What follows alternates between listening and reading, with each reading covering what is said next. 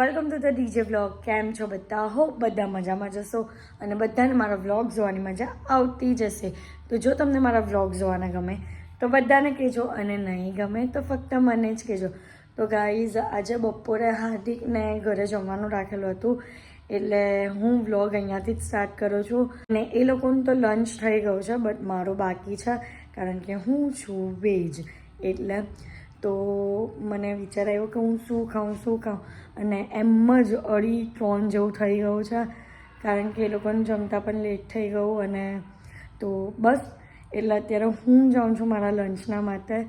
તો ત્યાં જઈએ અને વિચારું છું કે બર્ગર જ ખાઈ લઉં કારણ કે અહીંયા નજીકમાં જ મેકડી છે તો બર્ગર ખાઈ લઉં છું યા તો ફિર વિચારો રસ્તામાં જે યાદ આવે તે ખાઈ લઈશ.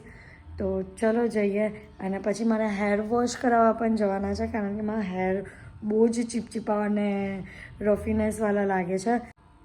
અને હું જ્યાં જાઉં છું ને તે તમને પ્લેસ ખબર જ છે કે હું ક્યાં જાઉં છું તે. તો ચલો અને આજના આખા દિવસમાં જે પણ કરીશ તે બધું તમને બતાવીશ. તો વ્લોગને એન્ડ તક જોવાનું ભૂલતા નહીં. તો ગાઈઝ હું મેકડીમાં જ આવી ગઈ. મેં કંઈ વિચાર્યું નહીં એટલું બધું અને મેકડીમાં આવી ગઈ અને વેપ ઓર્ડર કર્યો છે કારણ કે એટલું હેવી નહીં ખાવું તો બર્ગર જેવું કંઈ ખાવું નહીં હતું એટલે વેપ લીધું છે. તો આજે ફર્સ્ટ ટાઈમ હું મેકડીનું વેપ ટેસ્ટ કરા. બર્ગર તો બહુ ટાઈમ ખાધા જ પણ વેપ ફર્સ્ટ ટાઈમ ટેસ્ટ કરા. તો બતાવો તમને કે ટેસ્ટ કરીને કેવું તમને કે કેવું લાગે છે. ગાઈઝ આ વેપ આ પેસ્ટ્રી અને ડીપ મંગાવ્યું છે વેપની સાથે ખાવા માટે. તો ચલો ટેસ્ટ કરીએ કે કેવું લાગે છે. તો ગાઈઝ વેપ તો બહુ હેવી લાગે છે, બહુ મોટું પણ છે. આમ નોર્મલ ડીપમાં જો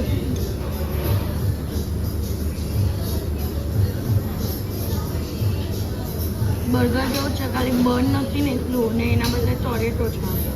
ગાઈઝ હું ફટાફટ હેર વોશ કરાવીને આવી ગઈ છું અને લેટ થઈ ગયું ને એટલે મેં હેર વોશનું બતાવ્યું નહીં. બટ હું તમને ખબર જ છે કે ક્યાં જાઉં છું તે ડી બ્રધર્સમાં જ જાઉં છું. તો ત્યાંથી હેર વોશ કરાવી દીધા છે અને રેડી થઈ ગઈ છું. શર્ટ પહેર્યો છે નોર્મલ અને વ્હાઇટ જીન્સ પહેર્યો છે.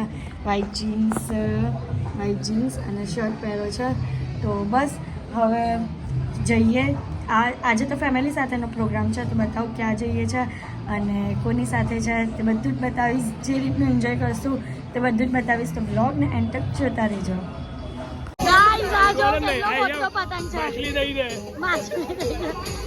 અમે લોકો આવી ગયા છીએ. અમારા આજનો દિવસ અમારા ફેમિલી મેમ્બર્સ માટે છે. કા ગઈ જીલ? કા ગઈ જીલ? આસુ યશભાઈ બંટુ બોલાવવાનો ટ્રાય કર. તો ગાઈસ જુઓ કેટલો ખતરનાક ઊંચો તો થઈ ગયો છે. ચગે તો એક સવાલ છે, આ ઊંધો નહીં બનતો હે? ચક્કર છે કિસ્સામાં આવ્યો. હાય યશભાઈ નો પતંગ એક ઝટકામાં ચગી ગયો. પેલો ચગતો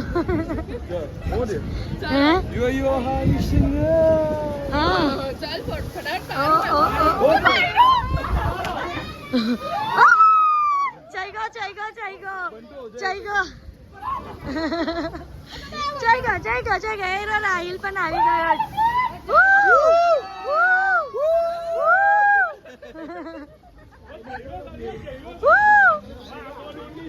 ઉતરી ગયો.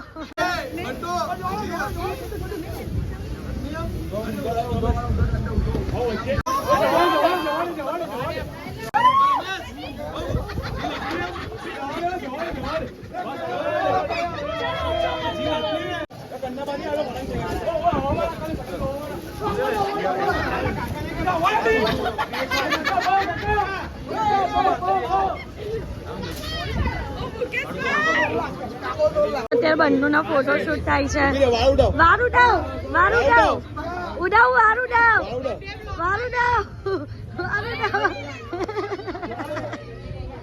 હાર્દિક ફોટો મારે એનો માહોલ જોવો. અમે લોકો કાકાજીની ત્યાં આવ્યા છે અને અહીંયાનો માહોલ જુઓ કેટલું પબ્લિક છે. અને કાઇટ્સ તો જુઓ કેટલા સરસ કાઇટ્સ ઉડે છે. અને આ જો સામેની ટેરેસ પર એક ટેરેસ પર કેટલા બધા છે અને કાઇટ્સ જુઓ ખાલી આકાશમાં. ને ચૈતુ કાકી પણ આવી ગયા છે. પણ આવી ગયા છે. તીનું કાકા પતંગ અને ફિરકી પકડીને ઉભા રહે. કેવો નહીં ચાહતું કાકીને ફિરકી પકડે.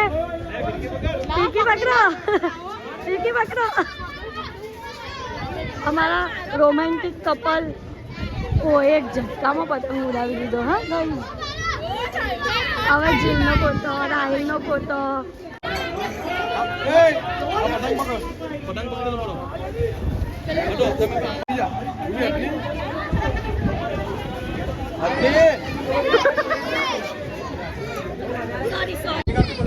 Guys, what guys?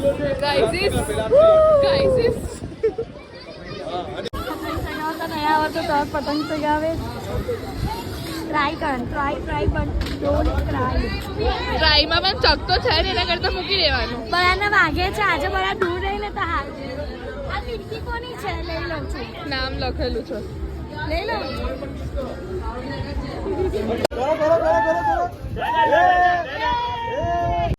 ગાઈસ એક ઢંગનો વિડીયો નહીં ઉતરતો. બોલો બે પતંગમાં વચ્ચેથી દોરી તૂટી ગઈ. બોલો હું અહીંયા આવી ગઈ છું મારી ફ્રેન્ડની ટેરેસ પર અને હાર્દિક છે ત્યાં. તો ત્યાંથી હાથ કરે છે. બે હાથથી બાય બાય કરે ને એટલે એમ કહેવા માંગે છે. બે હાથથી બાય બાય કરે ને હવે નહીં આવતી. તું અહીંયા જ હવે નહીં આવતી.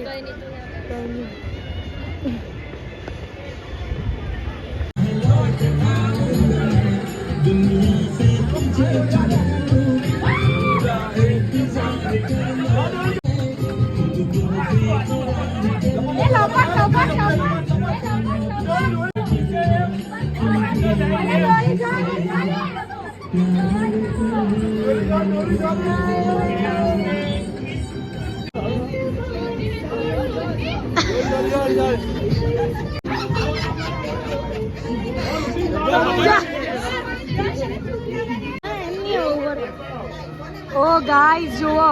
ઓ કરી નાખ. ઓ એક જ સેકન્ડમાં કરી નાખ્યું. વાહ ભાઈ વાહ.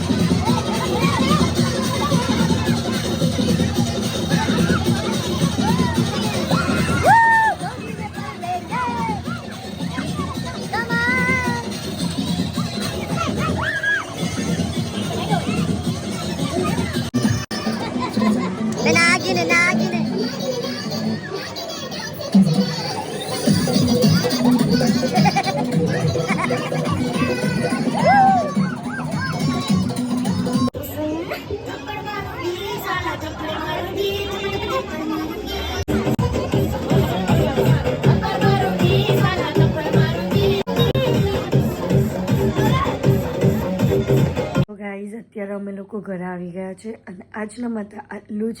તો તમને મારો આજનો બ્લોગ ગમ્યો હોય તો લાઈક શેર એન્ડ સબસ્ક્રાઈબ કરવાનું ભૂલતા નહીં.